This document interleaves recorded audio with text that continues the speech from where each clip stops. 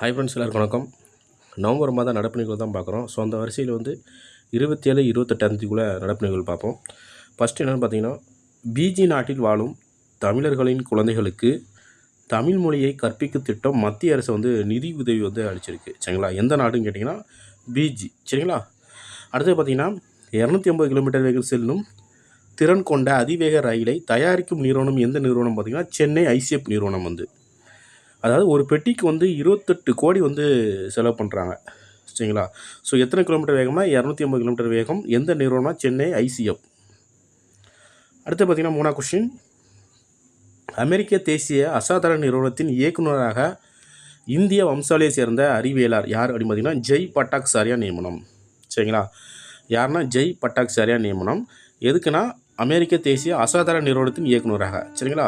அடுத்து பார்த்தீங்கன்னா 4ஆம் கொஸ்டின், இத்தாலியில் நடைபெறும் உலக கேட்டடேஸ் சாம்பியன் U8 ரேபிட் பிரிவில் இந்தியாவின் திவேத் ரெட்டி சாம்பியன் பட்டம் வாங்கியிருக்காங்க. சரிங்களா? இந்தியாவின் திவேத் ரெட்டி U8. அடுத்தது U10 ரேபிட் பிரிவில் தமிழக சர்வானிகா சாம்பியன். சரிங்களா? U8 ரேபிட் பிரிவில் திவேத் ரெட்டி. அதுமாதிரி U10 ரேபிட் பிரிவில் தமிழக சர்வானிகா சாம்பியன். அடுத்து பார்த்தீங்கன்னா 5ஆம் கொஸ்டின், மகா கும்பமேளா நடைபெறும் மாநிலம் எந்த மாநிலம்னா உத்தரப்பிரதேசம். பிரக்யாராஜ் நகரில் 12 ஆண்டுகளுக்கு ஒரு முறை நடைபெறுகிறது. சரி, அதாவது இந்த மகா கும்பமேளா 12 ஆண்டுகளுக்கு ஒரு முறை தான் நடைபெறும். எந்த நகரத்துனா பிரக்யாராஜ் நகரம். ஸோ எந்த மாநிலம் பார்த்தீங்கன்னா உத்தரப்பிரதேசம். அடுத்த 6ஆம் கொஸ்டின் பார்த்தீங்கன்னா, தேசிய விவசாயிகள் பயன்பெறும் வகையில் தேசிய இயற்கை வேளாண்மை இயக்கம் அறிமுகப்படுத்தியிருக்கிறாங்க. ஸோ இது ஏற்கனவே சோதனை முயற்சியாக மேற்கொண்டிருக்காங்க. எப்போ பார்த்தீங்கன்னா 2019, 20 to 22, 23 வரைக்கும் வெற்றிகரமாக நடத்தி முடிக்கப்பட்டுள்ளது. அது மட்டும் இல்லாமல் இது 10 லட்சம் ஹெக்டர் நிலம் இயற்கை முறையில் விவசாயம் செய்யப்படும் அப்படின்னு சொல்லியிருக்கிறாங்க. அதாவது இந்த இயக்கத்தின் மூலமாக 10 லட்சம் ஹெக்டர் நிலம் இயற்கை முறையில் தான் விவசாயம் செய்யப்படும் அப்படின்னு சொல்லியிருக்கிறாங்க. அது மட்டும் இல்லாமல் 15,000 வேளாண்மை குழுக்கள் மேம்படுத்தப்படும் அப்படின்னு சொல்லியிருக்காங்க.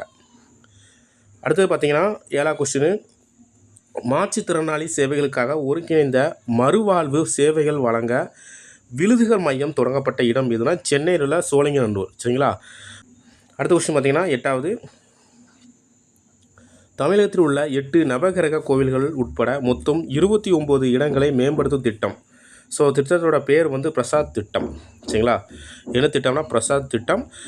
8 நவகிரக கோவில்கள். சரிங்களா? ஞாபகம் வச்சுக்கோங்க. அடுத்தது, பெண்கள் உதவி மையத்தோட எண் என்னது பார்த்தீங்கன்னா 181. அதே மாதிரி குழந்தைகளுக்கு உதவி மையம் எண் 1092. இங்கே 14,417. சரிங்களா? ஸோ இந்த இதெல்லாம் ரொம்ப முக்கியம், நோட் பண்ணி வச்சுக்கோங்க. அடுத்தது பார்த்தீங்கன்னா 11ஆம் கொஸ்டின், மாதாவரம் குமரப்பாபுரம் முதன்மை சாலைக்கு டாக்டர் கலைஞர் மு கருணாநிதி சாலை என்ன பேர் சுட்ட அனுமதி. சரிங்களா?